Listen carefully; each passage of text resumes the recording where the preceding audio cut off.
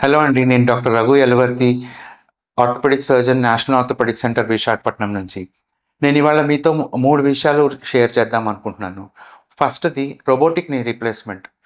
ఎందుకు robotic knee replacement చేయించుకోవాలి? మామూలుది ఎందుకు చేయించుకోకూడదు అని చాలామంది అడుగుతా ఉంటారు. సో, అడ్వాంటేజెస్ ఏంటంటే రోబోటిక్ నీ రీప్లేస్‌మెంట్‌తో ప్రిసిషన్ ఎక్కువ ఉంటుంది నార్మల్ రీప్లేస్‌మెంట్ కన్నా. సో, ఆ ప్రిసిషన్ వలన ఉండే అడ్వాంటేజెస్ చాలా ఉంటాయి. ఎందుకంటే నేను లాస్ట్ 20 ఇయర్స్ నుంచి నేను నార్మల్ నీ రీప్లేస్‌మెంట్స్ చేస్తున్నాను. ఇప్పుడు లాస్ట్ 1 ఇయర్ నుంచి రోబోటిక్‌కి షిఫ్ట్ అయ్యాను. I could see a lot of difference. Robotic knee replacement పేషెంట్స్‌కి రికవరీ చాలా ఫాస్ట్‌గా ఉంటుంది. పెయిన్ తక్కువుంటుంది.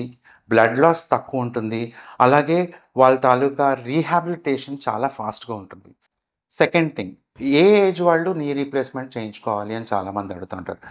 చాలామంది పిల్లలు అడుగుతా ఉంటారనమాట. మా మదరు, ఫాదర్ చాలా ఏజ్డ్ అండి. వాళ్ళు సర్జరీ తట్టుకోగలరా అని చెప్పి. బట్ యూజువల్లీ ఈ మోకాళ్ళ అరుగుదల అనేది ఉండేదే ఎల్డర్లీ పీపుల్‌కి.